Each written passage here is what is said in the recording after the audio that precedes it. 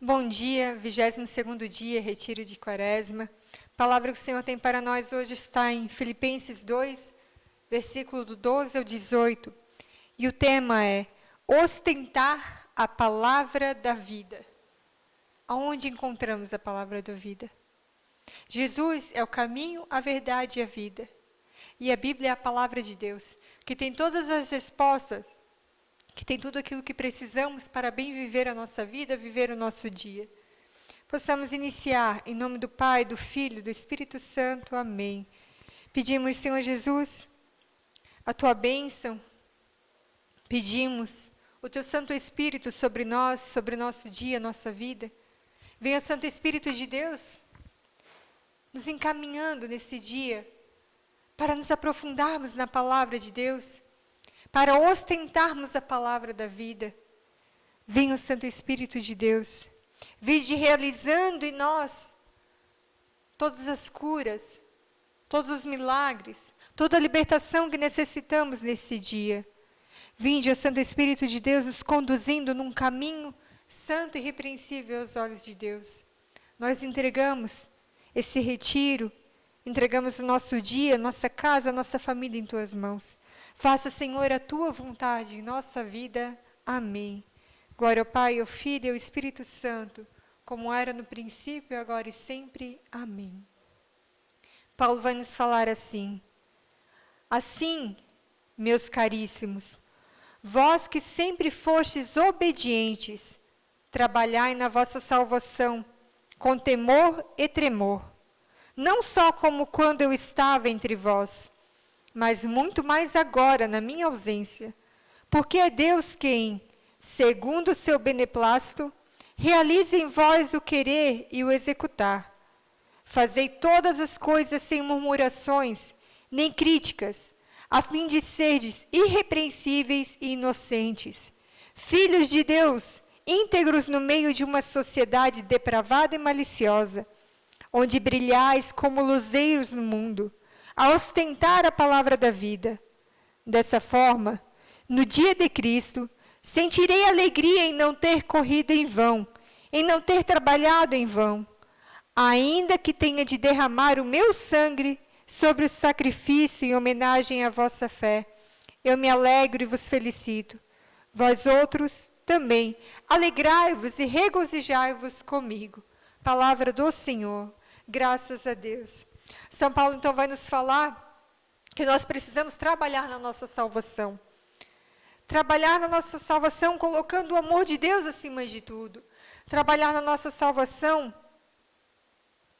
nos afastando do mundo, tendo medo de perder a graça de Deus.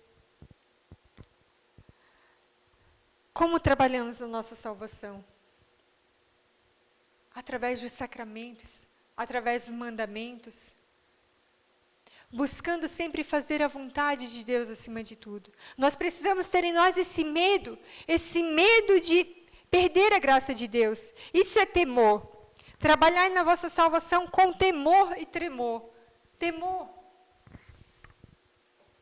Quando eu temo a Deus, eu tenho medo de perder a Deus, medo de me afastar da sua graça. Então eu faço a sua vontade. Eu busco em tudo fazer a sua vontade. Eu tenho algo que a gente chama aqui na comunidade como uma reta intenção de santidade. E isso acontece através da obediência. Fazer a vontade de Deus é a obediência. Obediência à palavra, obediência às leis, às regras. Obediência. Deus pede de nós hoje essa obediência. Deus pode realizar tudo em nosso meio. Porque é Deus quem realiza em vós o querer e o executar. É Deus quem faz tudo em nossa vida. É Deus quem realiza tudo em nossa vida. Mas nós temos a liberdade de acolher a vontade de Deus, a liberdade de acolher a sua graça, ou a liberdade de negar a Deus e seguir as coisas do mundo. Você tem a sua liberdade. O que você tem feito da sua liberdade? Para onde você tem encaminhado a sua liberdade? Você quer ser livre num pensamento pequeno de que, vivendo os prazeres do mundo, os prazeres carnais, o modismo, você é livre? Meu corpo, minhas regras, uma frase bem famosa na nossa época agora. Ou você está encaminhando a sua liberdade para escolher a liberdade de Deus, que é uma liberdade condicionada à vontade de Deus. Mas é uma liberdade que te dá a vida eterna. Corpo de Deus, regras de Deus. Meu corpo é um templo santo do Senhor. Meu corpo pertence a Deus. Então a minha vontade precisa ser a vontade de Deus. A minha vontade e a vontade de Deus precisa ser uma só. Não cabe mais as minhas coisas do mundo. Paulo aqui fala a um povo que já caminha com Deus. Vós que sempre fostes obedientes. Se você já está aqui, no 22º dia desse retiro, você é o povo de Deus que caminha com Ele. Não se deixe mais levar pelas coisas do mundo. Não fique nessa visão pequena de que fazer tudo o que te convém, saciar os prazeres da carne, é a liberdade. Não, meu irmão. Você está se tornando escravo deste mundo, escravo da moda, escravo das bebedeiras, dos vícios. E às vezes você não consegue nem perceber isso. Seja um escravo de Deus.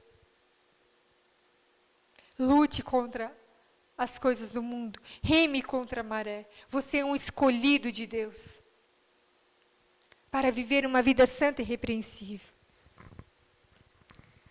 Nós precisamos seguir a Deus. Através da igreja. E a igreja vem nos ensinar a intimidade com Deus. Só que nós não podemos esquecer que a igreja é regida por homens. E por isso, muitas vezes, ela é pecadora. Mas ela ainda é a igreja de Deus, a igreja de Cristo. Erguida sobre o sangue de Cristo, a pedra angular. E quando os maus saem, quando os bons saem, os maus ficam. Se é difícil na sua igreja, da sua comunidade, se é difícil lidar com a liderança da igreja, se você sabe de 1001 pecados que tem dentro da igreja, você sair não vai ser a solução. Vai continuar lá. Vai continuar as pessoas más, vai continuar o pecado lá. Agora, se você permanecer firme, fiel na vontade de Deus, obediente à vontade de Deus, você pode fazer a diferença para aqueles. Como Paulo vem falar, onde brilhais como luzeiros no mundo, onde brilhais como luzeiros na sua comunidade, na sua igreja. Seja luz para aqueles que de repente estão nas trevas. Seja luz na sua casa, seja luz no seu trabalho, seja luz na sua escola, nos seus vizinhos.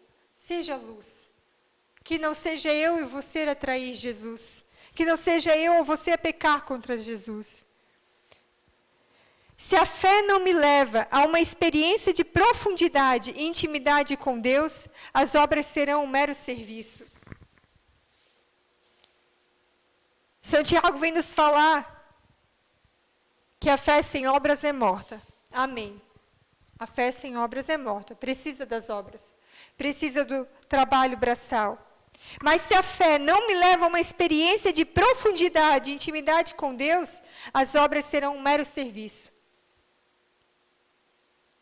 Se você vai lá distribuir marmitas para o povo de rua, distribuir roupas, se faz trabalhos de caridade, trabalho social que a gente chama, mas não crê em Deus, não leva a palavra de Deus, não leva a fé junto, você está só fazendo trabalho social.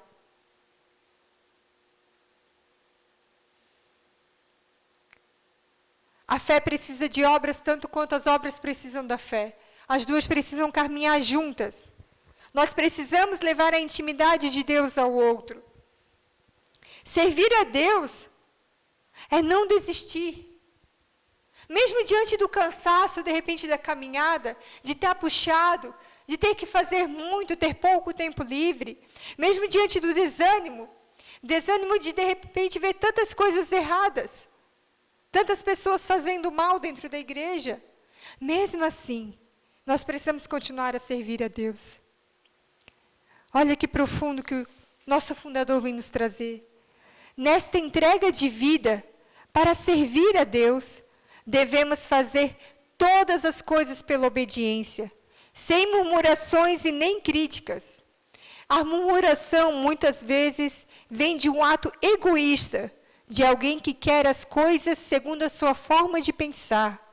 Ou seja, precisa ser do meu jeito. Ou se fosse eu, ou fulano não sabe de nada. O murmurador tem dificuldade de perceber a ação do Espírito Santo nas obras a se realizar. O murmurador acaba, muitas vezes, tirando a fé e a vocação dos outros. Ele se torna um crítico, e suas críticas tendem sempre a destruir as iniciativas dos outros. Nele não há o contentamento, passa a ver defeito em tudo. Murmurar e criticar é sinal de enfermidade espiritual. Um dia dessa semana eu tive uma palavra que ela dizia mais ou menos assim, que a murmuração é como uma fumaça preta em nossa vida. Cada vez que murmuramos, essa fumaça vai aparecendo. E ela vai ficando mais densa a cada murmuração. Mas a gente não consegue enxergar ela. A gente não vê ela. E daqui a pouco essa fumaça está tão densa que a gente não vê mais nada de bom no outro. Só consegue enxergar as coisas ruins. Só consegue enxergar as coisas ruins da nossa comunidade, na nossa igreja, na nossa casa, no nosso irmão. Deixe Deus limpar essa fumaça. Tá, é tempo. É tempo de voltar a ver com clareza. Porque aquele que tem um defeito tem 10 qualidades. Nós só não conseguimos enxergar. Então, que você possa fazer esse trabalho em você. E aqui, quando fala da murmuração, não quer dizer que você não pode dar opinião de nada. Não quer dizer que você tem que ter essa visão tapada das coisas, onde eu só obedeço, e mesmo que eu sabendo que está errado, é problema do outro e deu. Nós podemos opinar. Você pode dar sua opinião, pode chegar para aquele líder e dizer, se fazer assim, será que não vai ser melhor? Mas opinar é diferente de murmurar. Muitas vezes a gente só fica murmurando, ele mandou fazer assim, não sabe que vai dar errado? Aquele lá faz isso, aquilo, assado. Tu viu que fulano fez isso, aquilo? Mas ninguém é capaz de chegar na pessoa e dizer, meu irmão, a sua atitude não está correta, vá por outro caminho. Que sejamos nós a fazer a diferença no outro. Ontem eu falava sobre ajudar o irmão no seu crescimento. Isso é ajudar o irmão.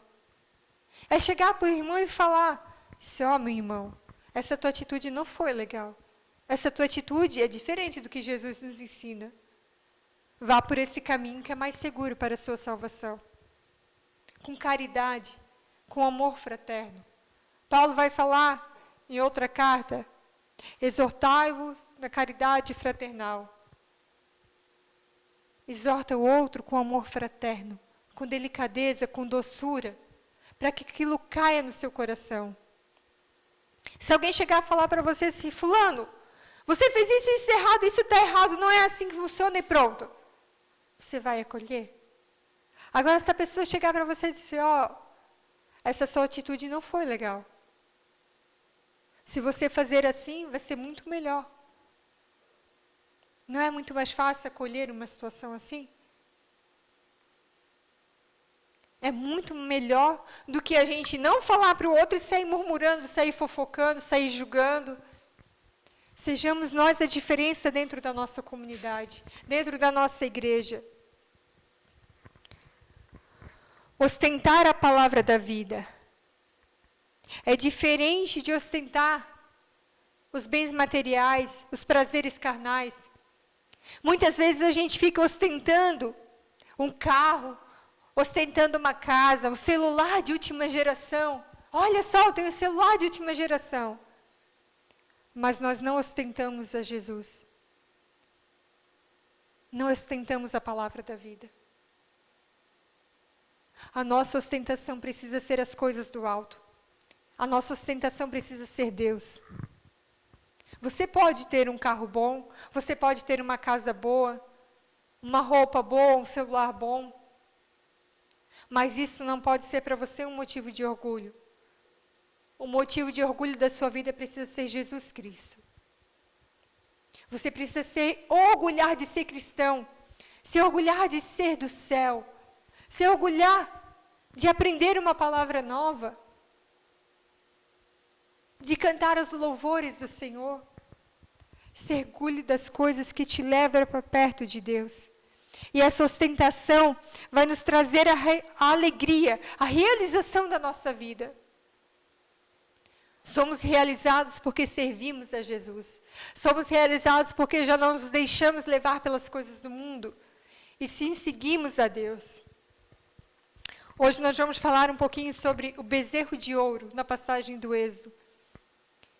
Moisés sobe ao monte, está lá conversando com Deus, rezando.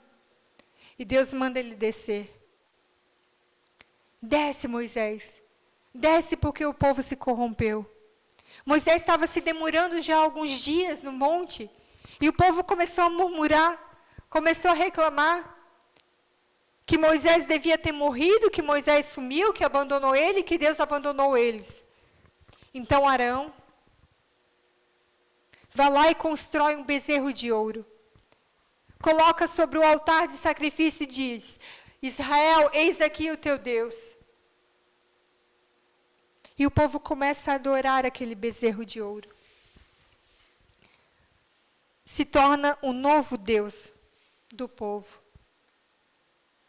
O que você tem colocado no lugar de Deus na sua vida? O que você tem colocado no centro da sua vida? Qual bezerro de ouro você tem erguido na sua casa? Será que você não tem adorado uma pessoa famosa? Não tem adorado as riquezas do mundo? Que você possa refletir isso.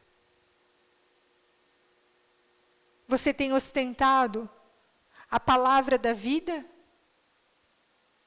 Você tem ostentado as coisas de Deus ou as coisas do mundo? E sabe o que é mais incrível nessa passagem do bezerro de ouro? É que Deus se ira contra o povo. Deus quer castigar o povo porque que povo de cabeça dura, Deus fala. Povo de cabeça dura que não percebe a minha ação, não percebe que só existe um Deus, depois das 10 pragas que ele lançou sobre o Egito, destruindo os deuses do Egito. Ainda assim o povo não percebe e ergue outro Deus qualquer na sua vida. Idolatra outro Deus. E Deus quer castigar o povo, e Moisés vai lá e intercede pelo povo. Mesmo sabendo que o povo estava errado. Você lembra de alguém que fez isso também? Jesus na cruz. Pai, perdoa-lhes, eles não sabem o que fazem.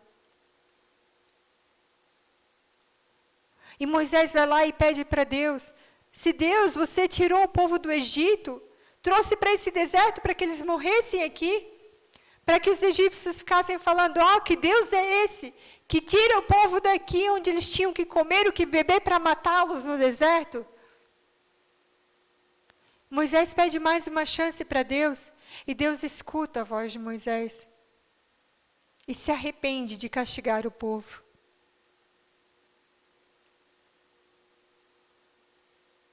O que você tem feito na sua igreja? Você tem sido aquele que diz: não, é isso mesmo, Deus, pode castigar, pode ferir, pode acabar com o outro, desejando o mal do outro, porque o outro fez diferente do que você acha certo? Ou você tem sido aquele que reza pelo outro, que roga a Deus para o outro, que pede a Deus a conversão do outro?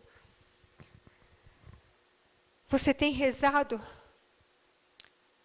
pelas lideranças da sua igreja, do seu país? pelo nosso governo? Ou você tem sido aquele que julga e deseja o castigo? Ostente a palavra da vida em sua vida. Ostente as coisas de Deus na sua casa. Não erga bezerros de ouro. E com isso, eu te convido nesse dia como desafio a fazer um altar na sua casa. Um altar dedicado ao Senhor. Coloque lá a palavra da vida, a palavra de Deus, a Bíblia. Coloque uma cruz, os santos de sua devoção, Nossa Senhora. Faça um altarzinho. E todos os dias vá ali e faça sua oração. Entregue o seu dia nas mãos do Senhor. Consagre a sua vida, a sua família a Nossa Senhora. Não deixe de rezar pelos seus. Que possamos rezar mais do que julgar. Oremos. Senhor, tantas coisas já cobicei, contra pessoas já murmurei. Hoje quero ser santo e irrepreensível. Quero ostentar a palavra da vida e peço a tua força e unção para alcançar esta graça. Amém. Que Deus nos abençoe. Em nome do Pai, do Filho e do Espírito Santo. Amém.